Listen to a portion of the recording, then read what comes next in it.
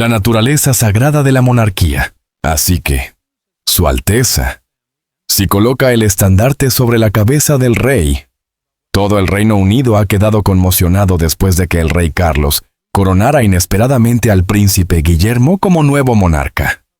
Como mi heredero, Guillermo asume ahora los títulos escoceses que tanto han significado para mí, anunció. La noticia dejó sin palabras tanto a la familia real como al público, y muchos se preguntan qué podría haber motivado una decisión tan repentina.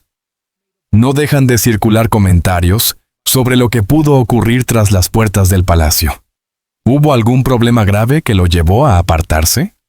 ¿O existe otra razón detrás de esta sorprendente movida real? Acompáñanos mientras desvelamos toda la historia y descubrimos la verdad detrás de este impactante anuncio. Abdicación, precedentes y el juramento de servicio de por vida. Cuando los primeros rumores sobre la posibilidad de que el rey Carlos renunciara algún día en favor del príncipe Guillermo empezaron a circular, la mayoría los descartó como simples especulaciones. Sin embargo, no pasó mucho tiempo antes de que ganaran peso, especialmente porque provenían de alguien que trabajó muy cerca de la princesa Diana. Paul Burrell, su antiguo mayordomo, hizo una predicción sorprendente que dejó a todos desconcertados. Afirmó que el rey Carlos tenía un plan de 10 años para entregar el trono a su hijo mayor. No parecía una suposición cualquiera. Hablaba como si realmente creyera que se trataba de una decisión cuidadosamente preparada dentro de la casa real.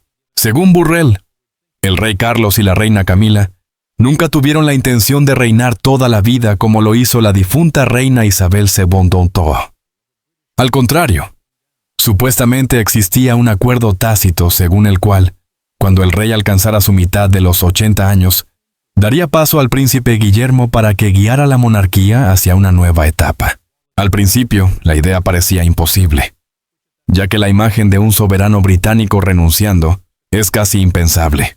La memoria del servicio ininterrumpido de la reina Isabel sigue muy presente en la mente de todos. Pero el debate comenzó a crecer cuando la gente empezó a relacionar las palabras de Burrell con lo que está ocurriendo en otras monarquías europeas. En los últimos años, varios reyes han abdicado para dejar la corona a herederos más jóvenes, en lugar de gobernar hasta el final de su vida. El ejemplo más destacado fue la abdicación de la reina Margarita II de Dinamarca, en enero de 2024. Su decisión fue vista como un movimiento moderno, una forma de mantener viva la institución y más conectada con las nuevas generaciones. Esta tendencia de ceder el trono de manera anticipada llevó a algunos a preguntarse si el rey Carlos podría sentirse inspirado a hacer lo mismo.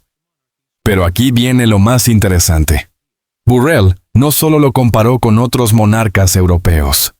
Afirmó que Carlos podría seguir un camino similar al de su propio padre, el príncipe Felipe, quien finalmente se retiró de la vida pública después de muchos años de servicio. Burrell creía que Carlos se veía a sí mismo como un puente entre lo antiguo y lo moderno, un rey que gobernaría durante un tiempo para estabilizar la monarquía y luego entregaría la responsabilidad a su hijo, siendo testigo en vida del siguiente capítulo. Para algunos, esta teoría resultaba lógica, especialmente considerando lo progresista y renovador que Carlos ha tratado de ser desde siempre. Pero para muchos otros, la idea no encajaba, ya que la abdicación en el Reino Unido es un acto que carga un enorme peso histórico que nadie puede ignorar. Para comprender por qué esta posibilidad provocó una reacción tan intensa, es necesario recordar el único caso moderno de un monarca británico que renunció al trono, el rey Eduardo Bothino en 1936. Su abdicación sacudió los cimientos de la monarquía británica y dejó una cicatriz que todavía influye en la percepción de la familia real. La decisión de Eduardo no tuvo nada que ver con la edad ni con su salud, sino con el amor. Quería casarse con Wallis Simpson, una estadounidense divorciada, algo considerado inadmisible para un rey que también ejercía como jefe de la Iglesia de Inglaterra. Su historia de amor creó un conflicto directo entre sus deseos personales y sus deberes reales, y al final, el deber perdió. Cuando Eduardo firmó el acta de abdicación, no solo renunció a su título, sino también a la estabilidad misma de la monarquía. Las consecuencias de su renuncia fueron nada menos que una crisis nacional.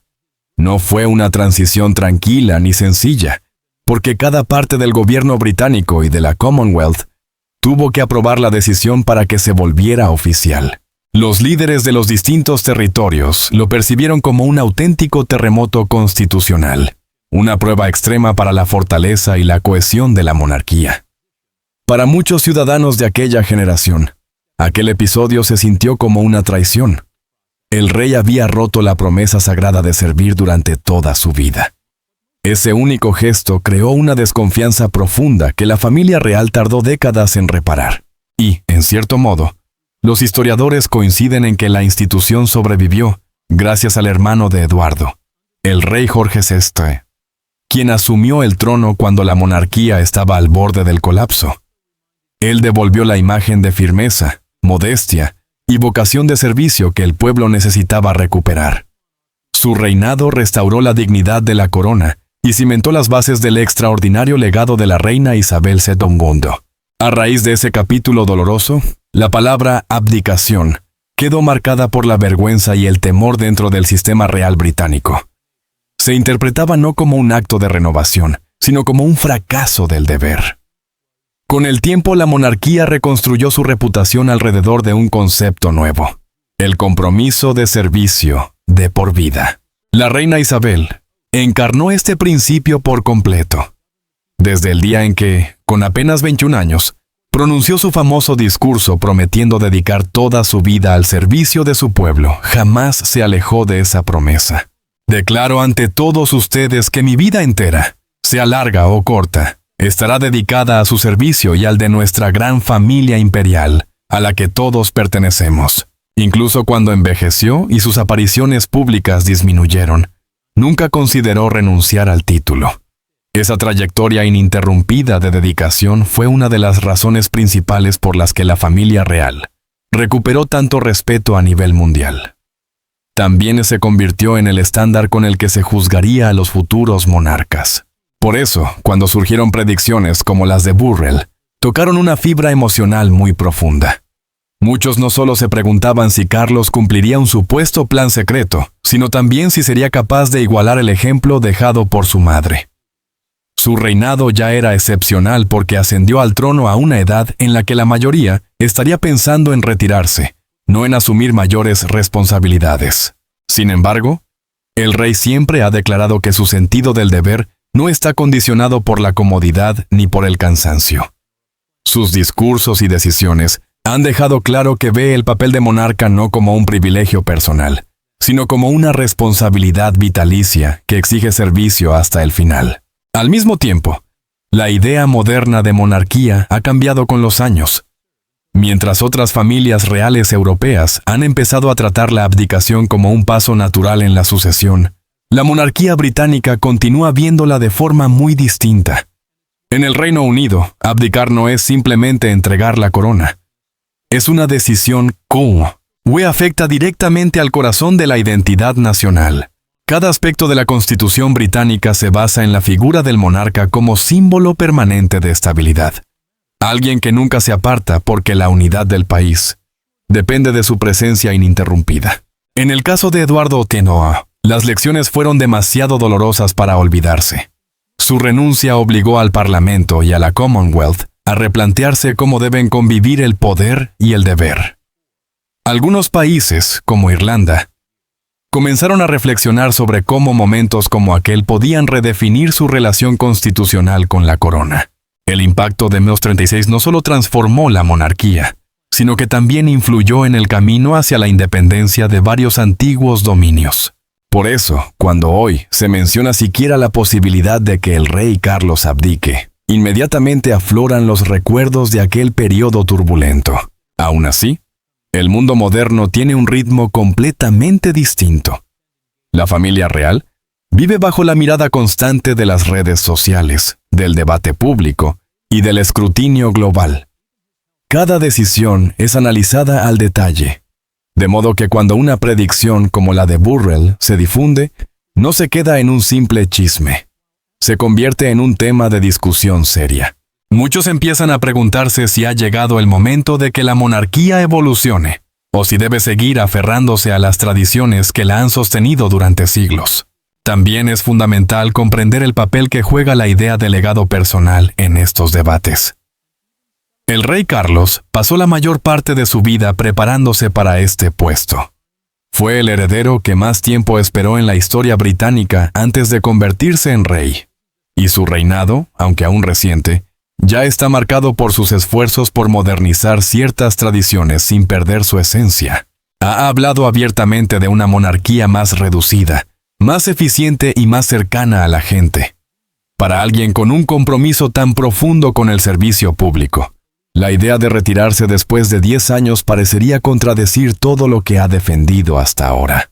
Sin embargo, el argumento de Burrell sobre un supuesto plan de 10 años refleja cómo muchos intentan interpretar la monarquía moderna desde una perspectiva práctica. Algunos creen que, considerando la edad del rey y la constante atención sobre su salud, una transición planificada podría tener cierta lógica. Aún así, los expertos en derecho constitucional se apresuran a señalar que no existe ninguna disposición o base legal en el sistema británico que permita una abdicación programada. De hecho, renunciar al trono requeriría todo un nuevo proceso legal que implicaría al Parlamento y a los reinos de la Commonwealth, exactamente como sucedió en 1936. Esto significaría reabrir viejas heridas y revivir la misma incertidumbre que la monarquía ha tratado durante décadas de superar. Lo que muchos olvidan es que abdicar no es una decisión personal, es un asunto de Estado. Un monarca no puede jubilarse como un funcionario común. Su papel existe dentro de la continuidad constitucional. La presencia del soberano es esencial para el funcionamiento mismo del Estado. Cada acto de gobierno, desde las sesiones parlamentarias hasta las decisiones judiciales, se realiza bajo la autoridad de la corona. Si el rey decidiera renunciar, habría que reescribir partes fundamentales de esta estructura, algo que nadie está dispuesto a enfrentar nuevamente. Así que, aunque las afirmaciones de Burrell generaron debate, también recordaron a todos hasta qué punto la corona británica sigue siendo un símbolo profundamente espiritual y nacional. El deber del monarca no se mide en años, sino en dedicación. La corona no es solo una joya que pasa de una cabeza a otra.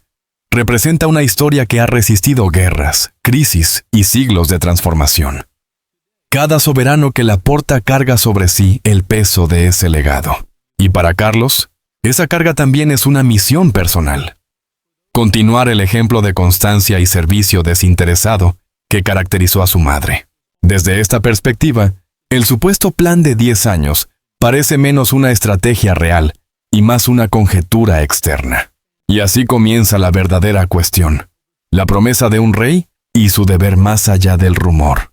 Cuando el rey Carlos habló durante su coronación en mayo de 2023, quedó claro que no era un hombre que se preparara para entregar su corona en el corto plazo. Cada palabra, cada juramento y cada gesto revelaban la profunda conciencia del compromiso que estaba asumiendo, no solo con su familia, sino con la nación y la Commonwealth, que lo reconocían como su soberano. La coronación no fue simplemente una ceremonia cargada de tradición y joyas. Fue una declaración pública de lealtad y entrega, un compromiso ante Dios y su pueblo.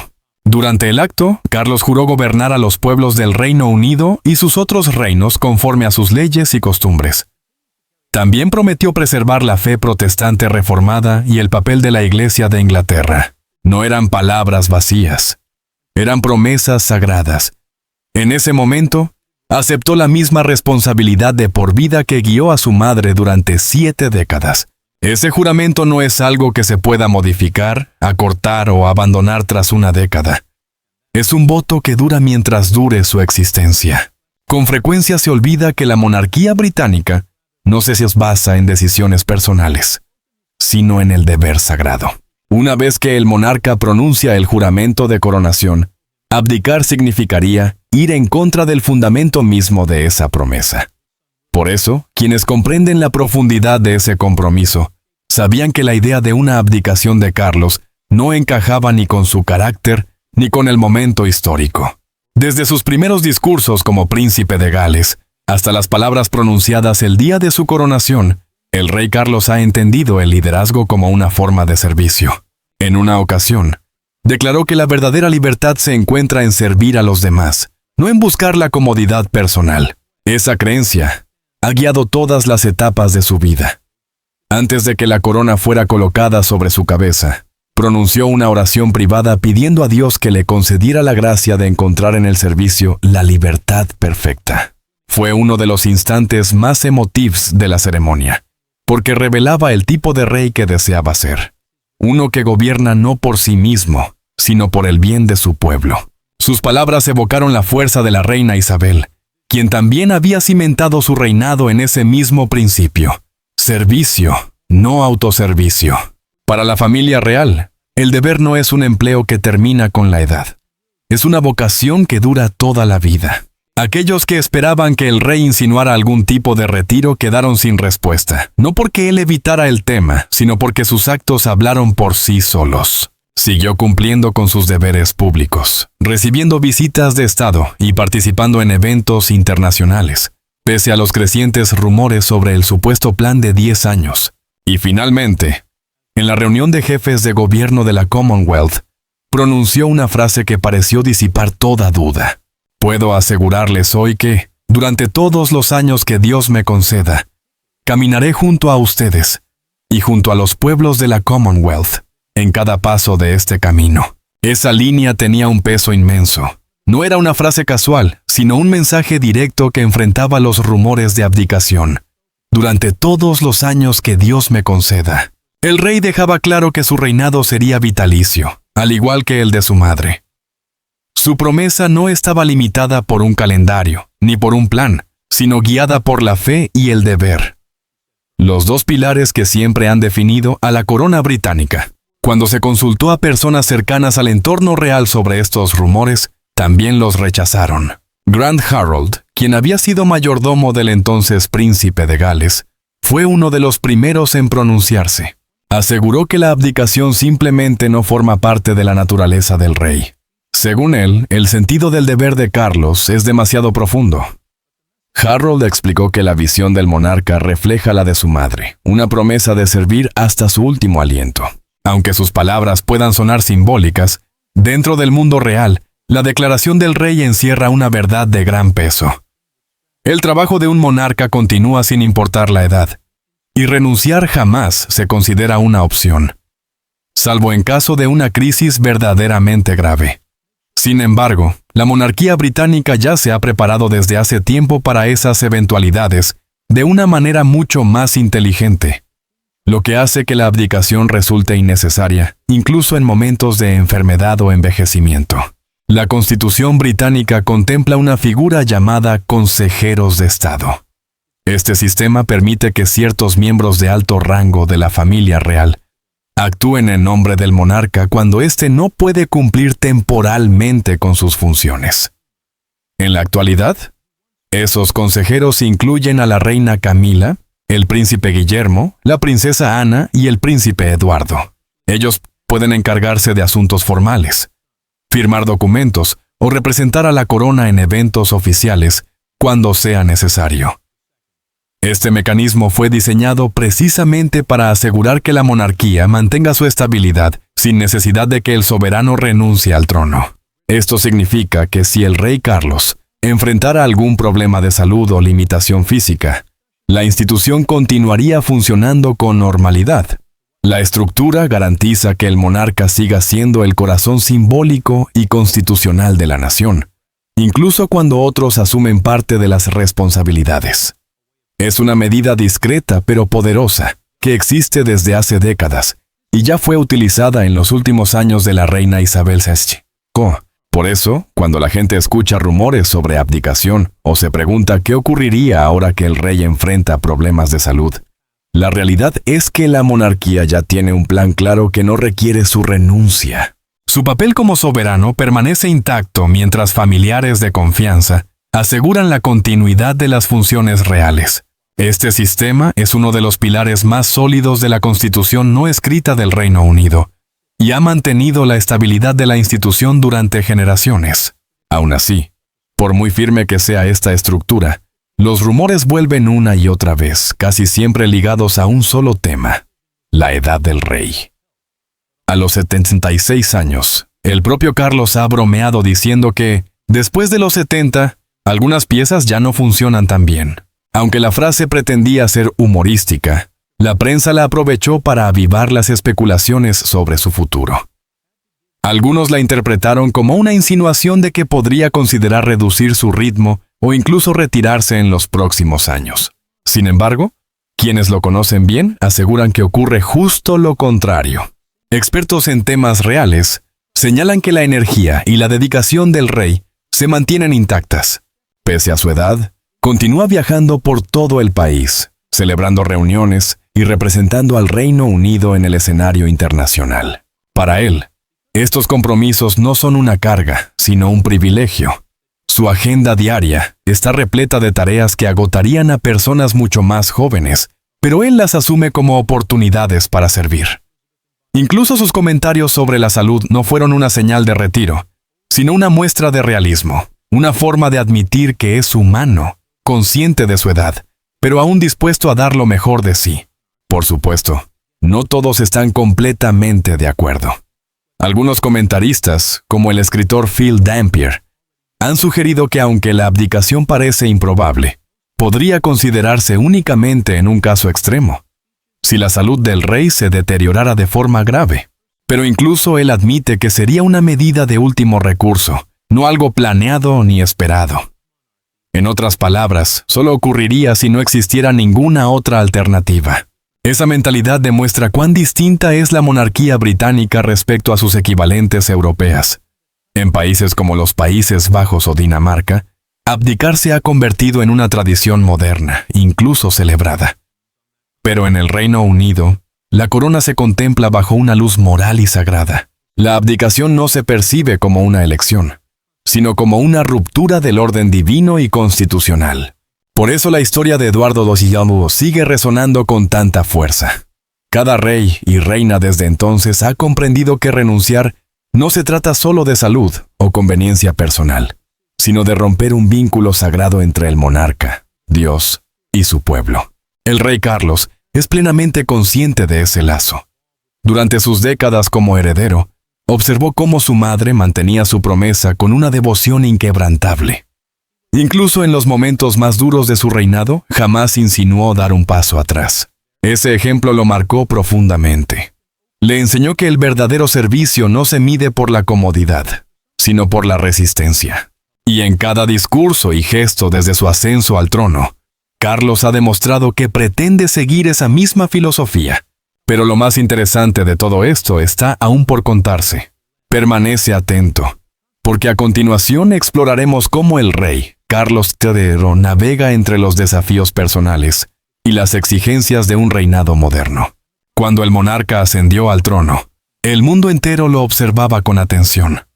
No solo porque había esperado más que cualquier heredero en la historia británica, sino porque su reinado comenzaba en una época en la que la monarquía misma estaba siendo cuestionada. Muchos se preguntaban qué tipo de rey sería y si lograría equilibrar la tradición con las expectativas cambiantes del mundo actual. Para Carlos, la corona no era una simple herencia, era una responsabilidad que debía reinterpretarse con cuidado. Y eso fue exactamente lo que comenzó a hacer desde los primeros días de su reinado. Una de las características más notables de Carlos ha sido siempre su visión de una monarquía moderna. Mucho antes de ser rey, allá en la década de 1990, hablaba con frecuencia sobre su convicción de que la institución debía evolucionar, acercarse más a la gente y adaptarse a los tiempos. El rey siempre imaginó una familia real más pequeña y eficiente, que representara el valor del servicio y no el exceso de privilegios. De esa visión nació la idea de una monarquía reducida. Carlos creía que, con menos miembros activos y un enfoque concentrado en la línea directa de sucesión, el pueblo sentiría que su dinero se empleaba de manera más responsable y que la institución seguía siendo relevante para los tiempos modernos.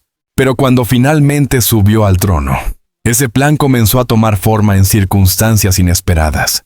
Las salidas del príncipe Harry y Meghan Markle, sumadas a los escándalos que rodearon al príncipe Andrés, ya habían reducido el número de integrantes activos en la familia. Así, lo que Carlos había concebido como una reforma gradual y cuidadosamente planeada, se convirtió, por necesidad, en una realidad inmediata. No fue una transición ordenada, sino una adaptación forzada. Algunos expertos comenzaron a llamarla una monarquía esquelética, ya que el núcleo de miembros que desempeñaban funciones reales se había vuelto muy reducido.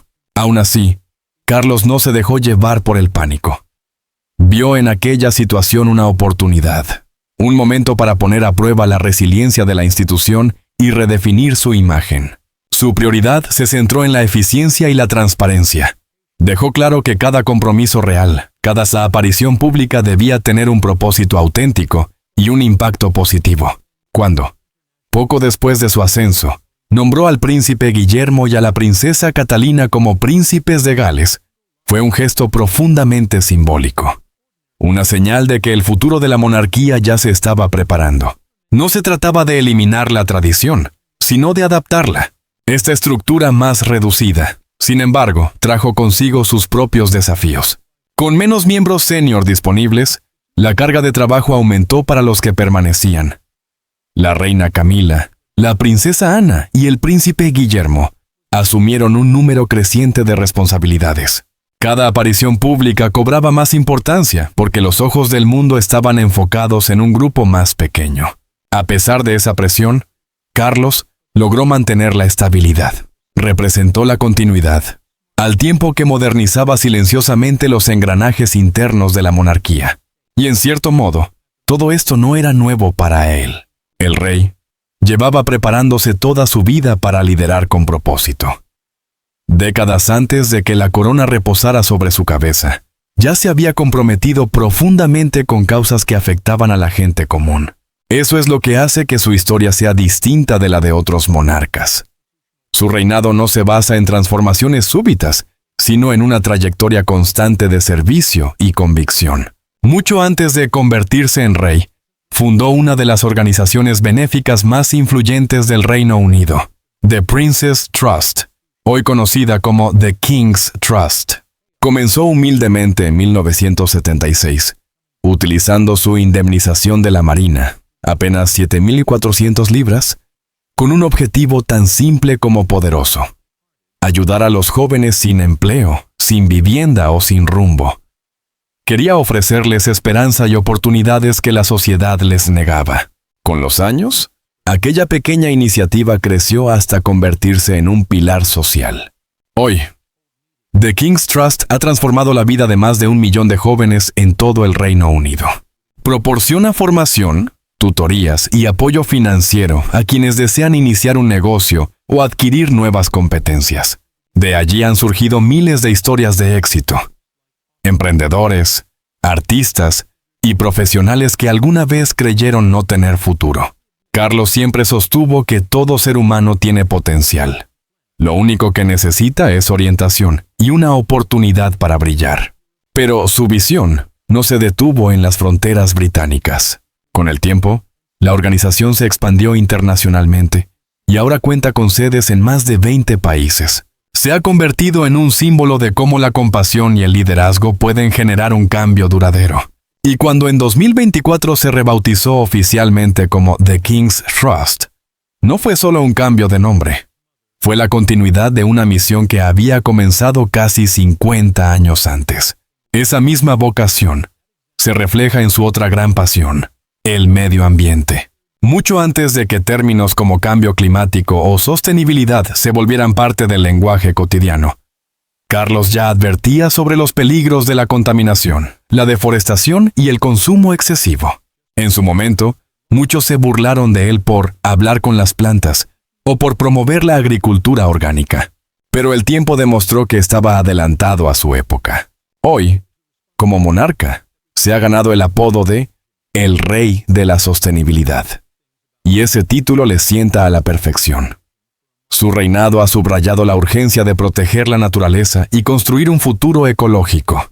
Bajo su dirección, propiedades reales como Highgrove y Sandringham se han convertido en ejemplos de agricultura responsable y conservación ambiental. A través de innumerables discursos y proyectos, ha alentado a empresas y gobiernos a pensar en el impacto a largo plazo en lugar de centrarse únicamente en las ganancias inmediatas.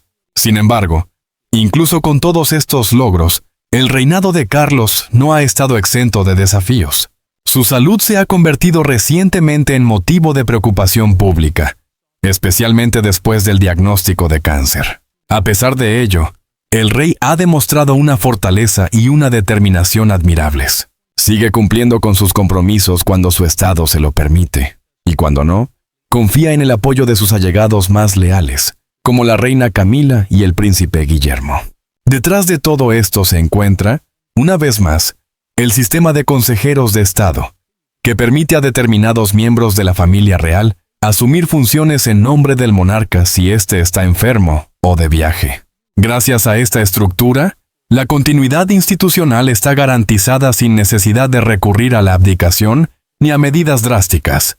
Es un recordatorio de que, aunque la monarquía sea una institución tradicional, cuenta con mecanismos diseñados para adaptarse a cualquier circunstancia.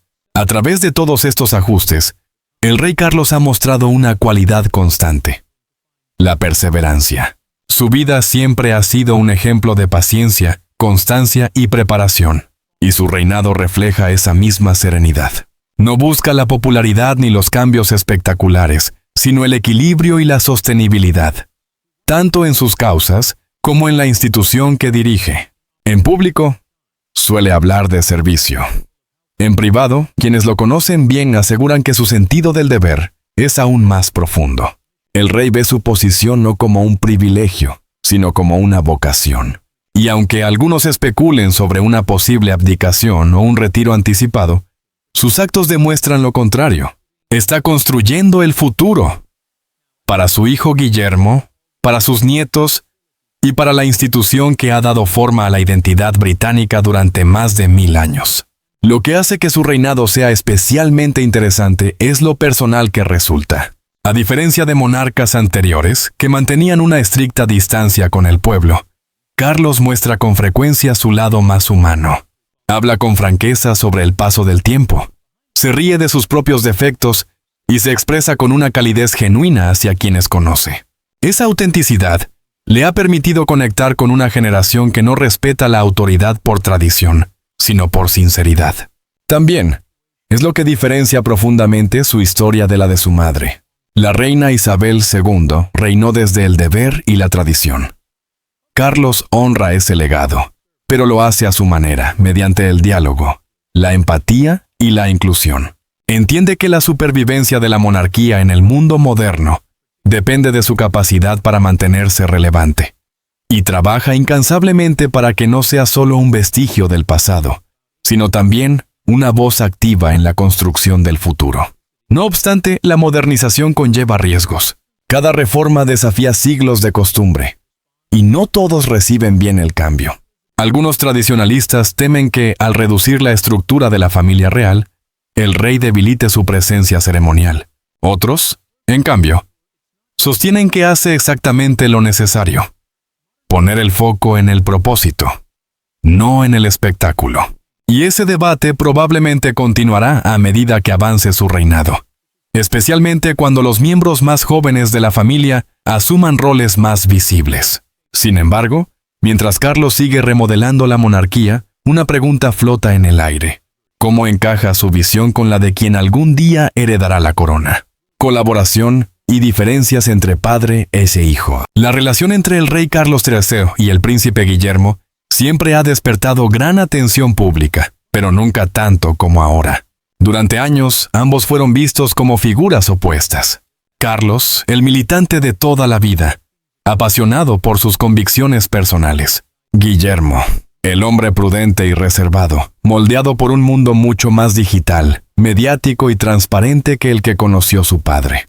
Pero desde la ascensión de Carlos al trono, su vínculo ha evolucionado hasta convertirse en algo mucho más sólido, basado en el respeto mutuo, la cooperación y la comprensión de que el futuro de la corona depende de su capacidad para actuar al unísono.